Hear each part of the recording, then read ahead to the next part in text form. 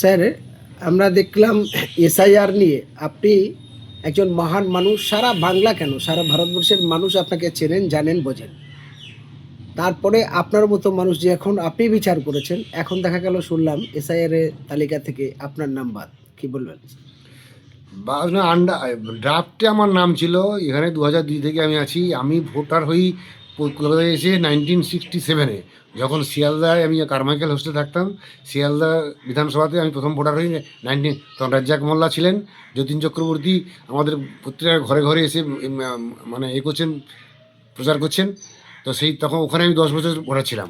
তারপরে আমি চলে এলাম পার্ক সার্কাসে, এন্ডালিতে, সুলতান আহমেদ একদিকে, নিজামুদ্দিন সাহেব একদিকে। ওখানে 10 বছর থাকলাম। থাকার পরে আবার চৌরঙ্গি ভোটার কেন্দ্রে, ওখানে গভর্নমেন্ট কোয়ার্টারে গেলাম। 92 থেকে 2001 পর্যন্ত ওখানে ছিলাম। তারপরে আমি এখানে বাড়ি করে এই বেহালা পূর্বতে 2001-এ এসছি। 2002 থেকে আমি এখানকার ভোটার।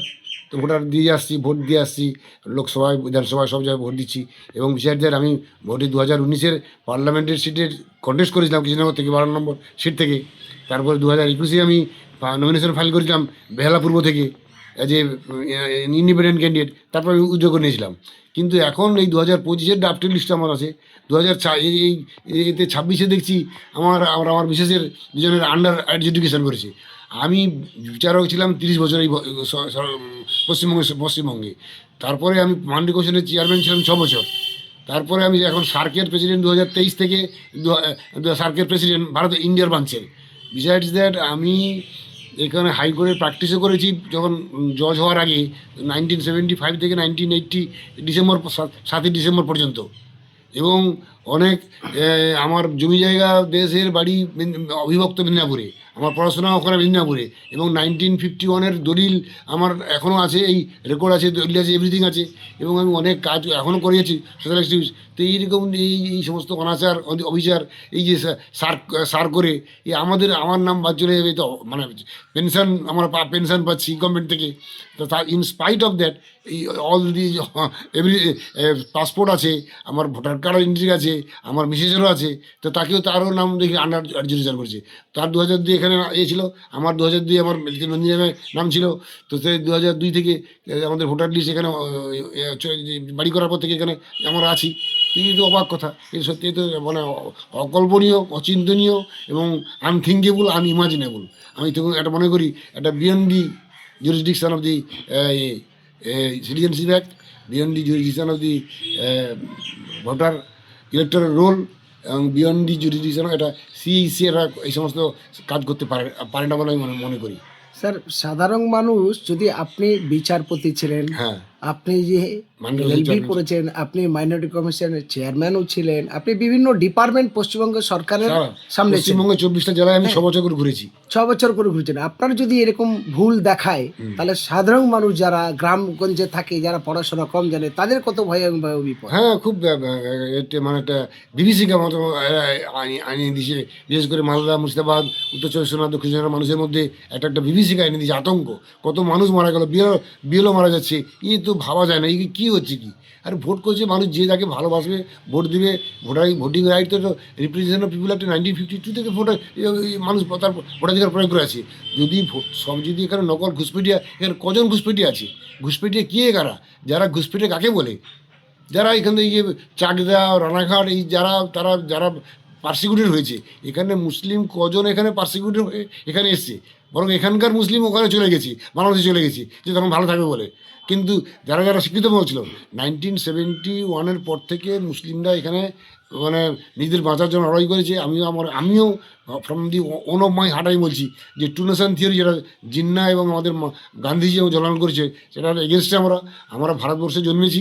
এখানে প্রতিটা ধুলোকণাতে আমাদের হক আছে, আমি এটা মনে করি। এবং আমাদের জন্ম হয়েছে এখানে, আমরা মরবো এখানে, আমাদের কবর হবে এখানে। যারা বলেছেন সেটা আমিও তাই বলছি, আমার দীপ্ত কণ্ঠে বলছি যে আই এম দি ন্যাশনাল, আমার ফার্স্ট অ্যান্ড ফরমোস্ট আইডেন্টিটি হচ্ছে I am the Indian, then I am Muslim, then I am. আমরা দেখলাম যে বিজেপির বিধায়ক, তার কিন্তু নাম নেই। তারপরে বিজেপির প্রাক্তন মন্ত্রী, কেন্দ্রীয় মন্ত্রী, তিনিও বাংলাদেশি, এখানে পড়াশোনা সূত্রে এসেছিলেন। তারা যদি এখানকার বৈধ নাগরিকের স্বীকৃতি পায়, তাহলে বেছে বেছে প্রবীণ মুসলমান এবং উচ্চশিক্ষিত মানুষ, জ্ঞানী মানুষ, তাদেরকে যদি এরকম বিভ্রান্ত করে, তাহলে এটা কি মনে হচ্ছে না যে বিজেপি চক্রান্ত করে হ্যাঁ, সাম্প্রদায়িক? it is their pre-plan, it is their aforethought idea, it is their pre-plan idea, they have done it intentionally. আমি একটা মানুষ 2021-এ যেখানে বিধানসভার এই বিধানসভায় আমি কন্টেস্ট করেছি, মানে আমি নমিনেশন ফাইল করেছি, তারপরে আমি উইথড্র করে নিয়েছি, কিন্তু বিসাইডস দ্যাট তা সত্ত্বেও আমাকে এখানে করছে under adjudication. What prompted they to write such or put the seal in such manner? Plus I আপনার have- ইন্টারন্যাশনাল পাসপোর্ট থেকে আপনি Yes, হজেও করেছেন। yes, I 5 বার হয়েছে। I have the passport and I made the Hajj, Faraj Hajj in the year 2008 while I was the judge. Thereafter I made the Umrah Hajj 4 times, 2018, 2022, 2023 and 2025. And I had been to Iraq also for Ziyarat in the year 2024. I also made the ticket for going to Alaska Mosque for only to pray my offer at the mosque where from our Prophet Muhammad Sallallahu Alaihi Wasallam had been to Miraj. But all of a sudden, the war broke out there in the year 2024. That my journey or my ziyarat or my pilgrimage had been cancelled. Sir, আপনার এই কথা থেকে একটা নতুন কথা স্মরণ করে গেল, যে মোদি, যে অমিত শাহরা বলেছিল যে সবকা সাথ সবকা सबका বিকাশ, विकास, हाँ, ये तो एकदम তার নাম করে মানুষকে আরো বিভ্রান্তই ফেলে দিল গোটা দেশের মানুষ। यस। ये सबका साथ सबका विकास सबका विकास, ये तो इट इज देयर মানে পলিটিক্যাল গিমিক। আইসে so it is there political gimmick. But এই প্রাইম মিনিস্টার বলতে পারেন যে man can be known by his dress, how can it be? মুসলমান সে লুঙ্গি পরবে কি পায়জামা পরবে কি কোট পরবে, কি ভাত খাবে কি মাছ খাবে কি মাংস খাবে, that is the their outlook. আর আজ যে অ্যাপিস্টিন হচ্ছে, আজ যে এই সমস্ত আমেরিকার সঙ্গে কী আজ পশ্চিম এশিয়ার সঙ্গে কী অবস্থা হচ্ছে, আজ দেখুন আজকে মানুষ আজ বিভ্রান্ত। কত মানুষ এই রমজান মাসে যেখানে দোয়া দরুদ করবে, যেখানে কোরআন শরীফ পড়বে, যেখানে আমল করবে, সেখানে আজকে তাদের আজকে কী অবস্থা, তার বাড়িঘর ছেড়ে দিয়ে তাদের উপরে মুহুর্মুহুর বোমা বর্ষণ হচ্ছে। এ কি, এ কোথায় আমরা, এ তো আমরা ভালো মনে করছি না। তারা এখন নির্বাচনে কিছু আসেনি, কিন্তু বিজেপি বলছে আমরা ক্ষমতায় আসছি। দ্যাট ইজ দেয়ার কী বলবো, পলিটিক্যাল স্টান্ট, রাজনৈতিক স্টান্ট। মানুষকে এইভাবে করে ওরা একটা প্ল্যান করেছে। আবার কালকে একটা দেখা যাচ্ছে মমতা ব্যানার্জি কাঁদছে, হ্যাঁ, যে মুসলমানদের ভোট চলে যাচ্ছে বলে। কিন্তু এগুলো মুসলিমরা, এখন পশ্চিমবঙ্গের মানুষ খুব কনসেনসাস মানুষ, খুব বিবেচক মানুষ, তারা জানে কোথায় কাকে ভোট দিতে হবে, কী করতে হবে। সুতরাং ভেবেচিন্তেই এই সমস্ত করা হবে, যারা সত্যিকারের দেশ চালাতে পারবে কিনা, যারা সবাইকে নিয়ে চলবে কিনা। কিন্তু একটা মানুষ যদি সনাতনী করছে, যে সনাতনী, আমি সনাতনী কারা? এখানে হিন্দু ধর্মের ব্রাহ্মণ ছাড়া, আমি জোর করে দীপ্তকণ্ঠে বলতে চাইছি, ব্রাহ্মণ ছাড়া আর কোনো হিন্দু কোনো ধর্মীয় আচার অনুচার জানে না, করে না। পূজা আছে, আছে, হোলি আছে, দোল আছে, খেলা করে, কিন্তু যে নিয়ম কানুন, যেরকম আমাদের যে কোনো সাধারণ ফকির, আমি যেরকম কোরআন শরীফে যে ভালো জানতে পারবে সেই ইমামতি করতে পারবে, সেই যে পারদর্শী হবে সেই ইমামতি করতে পারবে। কিন্তু ওখানে ওদের সেরকম কিছু আমি নেই মনে করি। আমি বিইং এ মুসলিম, আমি 3টে কলেজে সংস্কৃতের ফার্স্ট হয়েছিলাম 69-এ। সেখানে কোনো ব্রাহ্মণ ছেলেরা সংস্কৃত পড়তে পারতো না। 3টে কলেজে যখন ফার্স্ট প্রাইজ 19 বিধুভূষণ মালিক দেয়, তখন সবাই অবাক হয়েছে যে ইমতাজ আলী শাহ মুসলিম ছেলে সংস্কৃত ফার্স্ট। স্যার, আপনার মতো মহান মানুষকে পেয়েছি বলে আমার লাস্ট একটা প্রশ্ন। আচ্ছা, মানুষের ভোটেই তো তারা নির্বাচিত হয়ে সাংসদ, বিধায়ক হবে এবং রাজ্য সরকার তৈরি হবে। Yes. তাহলে যে মানুষকে এখানে বিভ্রান্ত করছে, তাহলে কি তাদের উচিত নয় যে যদি একটা বিধানসভায় 2000-1000 মানুষকে বেনাগরিক করা হয়, তাহলে আগে নাগরিক অধিকার দিক, তারপর ভোট হোক? ইয়েস, এটা আমারও উচিত। আগে যে সমস্ত আন্ডার অ্যাডজুডিকেশন হোক কি বা এডুকেশন, তাদেরকে আগে সমস্ত নথি যাচাই করা হোক। এখন বলছে সুপ্রিম কোর্টের ডাইরেকশন দিয়েছে আমাদের অনারেবল হাইকোর্টের চিফ জাস্টিসকে সুপারভাইজ করে কিছু জুডিশিয়াল অফিসার দিয়ে ওরা করছে। আজকের জুডিশিয়াল অফিসারকে আরও যেন কোর্ট সব খালি, কোর্টে আজ কোনো বিচার হচ্ছে না। হলদিয়া কোর্ট দেখুন, এখানে শিয়ালদা কোর্ট, আলিপুর কোর্ট দেখুন, সমস্ত ম্যাজিস্ট্রেট সব খালি, সব কোনো বিচারক নেই। আজ মাসের পর মাস একটা ডেট পড়ে যাচ্ছে। সামান্য একটা ইন্টারিম অর্ডার কেস, একটা সামান্য একটা টাইটেল স্টুডেন্ট কেস আজ 3 বছর ধরে চলছে। হাইকোর্ট নির্দেশ দিচ্ছে যে as early as possible dispose of করো। 23 সালে অর্ডার দিয়েছে, সে আজ 26 সালে চলে এলো, কিছু হচ্ছে না। স্যার, গোটা বাংলার মানুষের জন্য এই পবিত্র রমজান মাসে সামনে নির্বাচন, বিভিন্ন জায়গায় হানাহানি কাটাকাটি ভোট চুরি গুন্ডামি বিভিন্ন রকম স্বৈরাচারিতা চলছে, তার মাঝখান দিয়ে গোটা বাংলাবাসীর জন্য আপনার কি বলবেন?